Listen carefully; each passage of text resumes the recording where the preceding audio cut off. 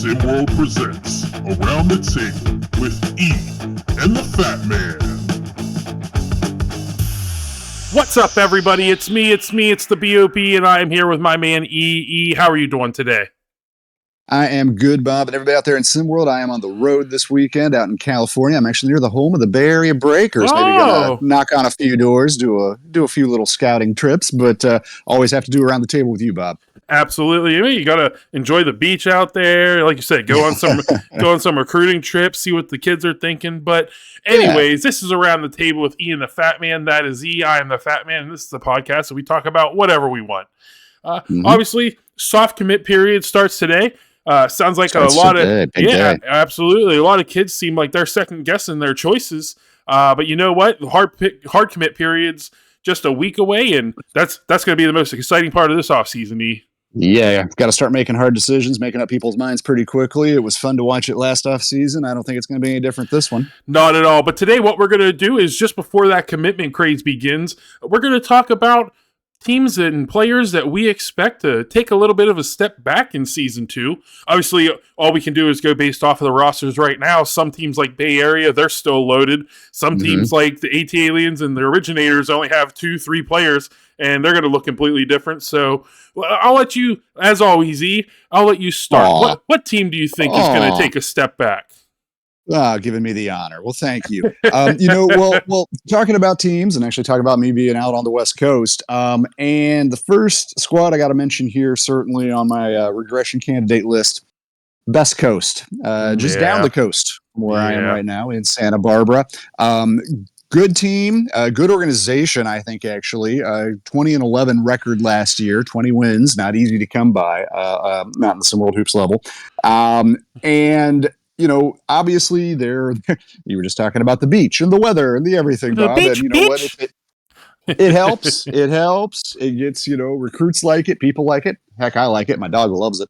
But I think you're going to see them struggle to kind of regain the heights they hit last year. I mean, first of all, you're losing Blastarius Outlaw, who a name everybody knows. I mean, look, he's got his own 3-letter abbreviation, LDO. It's not like he's a unknown quantity, but at the same time, I also don't necessarily think that people don't 100% understand kind of the value that he brought last year. I mean, just kind of Kobe-like on some nights for Best Coast out there, just getting it done, dishing, scoring, rebounding, just leading a team that otherwise, Evangelos Mullins, we saw him emerge. Lawrence Shields had a nice year, but wasn't exactly stocked with stars. And with LDO moving on to the college ranks, I think you could see that Best Coast record flip to 11-20 coming up this next year, not 20-11. And I will say this too. He wasn't a superstar as a 16-year-old kid, but he was the one player that I thought was going to come back and be a little bit of a building block for the second season here, and that was Landon Coilton, 16-year-old guard, definitely has some ability, but he's announced he's moving on. So it is a, from scratch rebuild, really, you're kind of looking at in Best Coast. And for that reason, I can see, they had about a 67% winning percentage last season. Well done. I can see that flipping to the other side being about 33 for Season 2. I do want to apologize for everybody. Me and E were talking a little bit before this podcast just about all the teams, and I gave them the wrong record on a team. Best Coast actually had 12 losses. We'll go and we're gonna 20-12. So we're gonna bump that win percentage up, that win up next season. They're gonna be 12-20. That's right. Give them one more. Well, that's good for them. But I think so. I think this question. I'm going to talk about Best Coast too, but I think this question is difficult because there's multiple teams that I can see completely flipping the script from last season, from being a 20-win team, 19-ish win team, to having a not great losing record. No losing record's good, but as you're saying, a 20-12 to 12-20, that's not great. One of the biggest things. So for Best Coast, I think for Coach Dominguez, the good thing for him is he is literally going to be able to build this team the way that he wants to, with the only returning player being Dre Ryder. And is he even going to be returning? I don't know. Right now, obviously, he's still on the team right now. But maybe Coach Dominguez goes and picks himself up 10 new commits. Dre Ryder's probably not going to be there. But you know what? Despite everything that Dre Ryder went through last season, is 4.3 points per game. Gonzaga and Colorado State are still looking at him. So it's because you can see the ability. He's got that. He's got Yeah. that size. The skill level he has at the size he has is rare, and people are going to give you plenty of chances to prove that you can't do it once you kind of put those pieces together. Yeah, absolutely. So for me, I'm going to throw a couple names out there, but I'm going to stick with one in particular. So despite them having I think Nick Moss is going to be a very solid player, but I don't think that he and Mark Chisholm and Jukaji are going to be enough. And Israel Vines, they're all solid players. I don't think any of them are going to be enough to really put Showtime over. Obviously, I don't expect Corey Yams to return. You think he's going to move on, huh? That's an assumption you're going to take to the bank. Interesting. Yeah, interesting. I'm not saying you're wrong. I wouldn't bet money against that, but I like the bold call. No, like Arthur Lattimore, I expect Corey Yams to go back home, and I mean you got Lone Star and H-Town down there. I mean, there's not enough teams in Texas to handle all the talent if everybody goes home. It's true. You have to open up shop in San Antonio or Austin or figure something out. Yeah. And the other team that I think really sticks out to me, just because I don't want to go with Best Coast just because you went with them. Because I already did. You already did. Pick Bay Area. We can predict a California collapse. Pick Bay Area. Go. I have to go with Run DMV. They're 19. They were 19 and 13 last season, which that was a good year. That was a good year for them, and not expected with the way that they started. No, and the loss of Nick Hugo is tremendous. If he obviously and why are they losing Nick Hugo? Because they're losing Myron Murray. That's the root of the problem. Yeah. And obviously other players could potentially be on their way out. I think they have some good players as well, just like Showtime with Jahan Hudgens and Trey Trust. But I just that loss of Nick Hugo is going to be just sure it is. It's Hugo. No, but Nick Hugo. Did you just come up with a nickname there? But I mean, they have some good in the Northeast area, in that tri-state area. There are some very solid, great players that Coach Banks could take advantage of. So there's some good players from Maryland. It's just that Hugo loss is I think is going to be a little too much for them. Pinkard's not coming back. Obviously, he didn't have a huge. No, he wasn't huge in the game player. Plan. Well, you know what? I say he's not coming back. He still possibly could. I have that feeling that it was so up and down for him last season, and I know that he got down a little bit because of the playing time that he was getting and the lack of usage. But he could potentially come back. But that Nick Hugo leaving Run DMV is like Arthur Lattimore leaving Cascadia. It was just such a huge part of their team that loss, it's not going to be replicated by one person. And that's why I have to go with Run DMV. Oh, I completely agree with you. I love the call. It's a good selection. The only thing I would even add is just to emphasize again, and losing Coach Murray, who was one of the best coaches in this game for the first two seasons that we had it. And you're just losing so much there. You're losing continuity. You're losing a lot of faith in his ability actually to take a mediocre looking roster or maybe surprise you a little bit like that. So, rebuilding in terms of the administration, rebuilding in terms of the locker room, it's a lot to overcome. And I like the little East Coast, West Coast thing we've done on our two regression picks so far with the players. Now, Bob, we have one representative from each of the extreme time zones. There we go. why don't we let you roll on into you have a player in mind that you see as a high level regression candidate coming into the next year? That's a difficult one for me just because with all of these kids. One, you hate to single out a kid to begin with. But right. I think for me, I can't see any I think it's hard for me to really pick right now, just for the simple fact that the teams aren't built out. But I do think that, and I know he's ranked number 1 in the composite rankings right now. If you take all the recruiting lists and you put them all together, he's number 1. I really think Jafet Towns is going to take a big step back. Wow. For me, Kayvon Jackson, I know that Jafet 21.4 points per game, 3.5 rebounds, 2.5 assists, the 72 3-pointers. I think that was a huge part of his success was Kayvon Jackson.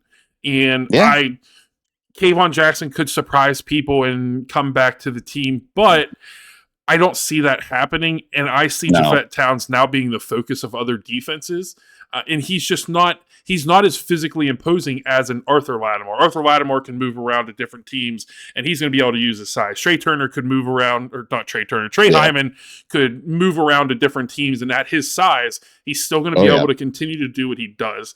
Jafet Towns, I think he needs a partner. He needs a Robin, and I don't even want to call Kayvon Jackson Robin. I would still go with Kayvon as Batman and Jafet Towns as Robin. Yeah, or maybe it's a multiverse type situation where Jafet Towns is Batman from another universe. But for me, it's just the 21.4 points from Jafet Towns this past season was not expected. Nobody was really talking about him prior to the season. And I do think that Kayvon Jackson was a significant part of his success. So Jafet Towns, he's still going to be a good player, still going to go to one of his top schools, Alabama, Gonzaga, UCLA. Gonzaga needs to step back a little bit. I see they're in on too many people. They're in on too many. They're the yacht club of SimWorld U. That's right. SWU. We got Gonzaga, and then down at SimWorld Prep, we got the yacht club. Sorry, Coach. Sorry, Coach Laster. But yep, that's. I know it's a surprise, but I got to go with the number 1 player, composite player right now. I have to go with him. It is a surprise, and it's a big time player, major talent, and like I said, like right there on the top of the rankings. And I bet that you shocked some people out there with that pick, Bob. But let me shock you and let you know that my regression candidate for next year is Jafet Towns. The exact same guy you did for a lot of the exact same reasons. 21 point scorer per game. Last year, had a fantastic year, shot nearly 50% from the field, 40% from 3. I'm sorry, 50% from 3, 49% from 3, 50% from the field. Numbers are so high, I'm getting them all mixed up. But, like you said, he is losing a really important running mate. And I think his defense is kind of turn and focus on him. Inevitably, you are going to see a downturn there. I won't necessarily add a whole lot else onto what you did because you hit my points. But what I will say is this. When I was preparing for the show and when I was thinking about who to pick, I kind of was looking at Jafet and I was like, Jafet could be the Caden Shipp of next year. And let's pause there for a second because people, again, might be saying, what are you talking about? Caden Shipp, great player. And he is and he was. But he only scored 12.8 points last year per game for that Bay Area team. And the year before that, shot 18.2. Now, he was more efficient this past year. He got better, but statistically, across the board, he just kind of dropped. And for most of the year, until the end of the season, when things blew up on him a little bit, was a winning formula. And probably something actually that, at least nuanced, intelligent observers, and I'm sure college recruits and things like that, recruiters, I should say, picked up on of like being selfless, helping your team win games and all the rest of this. But in terms of overall ranking and just statistical, prominence and all the rest of that, Caden Shipp lost 33% of his scoring and all the rest of his numbers went down except for his efficiency stats this past season. And that is exactly what I could see with Jafet Towns happening with, I would say, the added risk in his case of as he starts picking up double teams and becoming the number 1 focus of defenses whenever he's playing, it's going to be hard for him to keep up those incredible shooting numbers too. So, he's a great player. Like you said, he's going to go on, play at a great college and probably end up getting paid to play somewhere someday. Well, you kind of get that in college now, but you know what I mean. But I think just from a statistical point of view, it's going to be really hard for Japhet to kind of maintain that level that he was able to hit last season. And as such, there you go. That's the dictionary definition of the word regression right there. Yeah. He's going to come back down. Yeah. Yeah, and hopefully, I because I love the bigs in from prep to pro. I always root for the bigs. I really hope that Jason Crosser can take that next step, because I think if he could, then I think that Japhet Towns could. No matter what, I do not think that Japhet Towns is going to match his output this season. But if Jason Crosser, hard to see. If Jason Crosser can take that next step as we expected him to this past season, then I could see Japhet Towns maybe averaging like 15 points a game, 16 points, something, but maybe getting his assists up. But it's unfortunately it's hard for me to see him keeping up with the top players like he did this past season. Well, and you're absolutely right too that Crosser emerging would certainly kind of change the algebra, the calculation here too that we're making. But would also say that just for on his own, I would like to see that guy improve. I've kind of been rooting for him for 2 years. Yeah. And and again, like you're talking about your love of the big men. I like odd combinations, Bob. So I like big guys that can pass well. Yeah. And that is Jason Crosser. There's no reason he shouldn't get 5 or 6 assists a night. Well, maybe not in a 32-minute game, but you know what I mean. He ought to have that kind of ability. But it's just never, you see it in glimpses. You see it for 2 minutes. You see it for 2 possessions in a game, and then it's like he disappears the rest of it. And that's hard to do when you're 7'1" to disappear. Well, this has turned into a maybe a new Batman and Robin discussion. There you go. Towns. Let's see what the future brings, Bob. Yeah. Let's see what it brings. Absolutely. Well, this was kind of a downer episode. Do you have anything positive you want to say, E? I will say this. Yes, I do find myself waking up out on the West Coast, out in California today, and it's a beautiful fall day out here in San Francisco, where you can often expect rain and cloud cover, but it's shining bright. Maybe things will be shining bright for Trey Hyman and friends, Bay Area this year. We'll see, but take it on down the coast. I'll check in with Best Coast and Showtime 2 and report back to y'all. Well, me and E, thank you guys for listening as always. E, thank you for being here as always. Enjoy the rest of that. I guess it's always summer weather in California. enjoy I'll the hit a beach. winery. There you go. I'll hit a winery for you, Bob. There you go. Some cheese. Get some cheese and meats and crackers or something. You know it. But thank you guys so much. We will catch you guys next week. Bye, folks.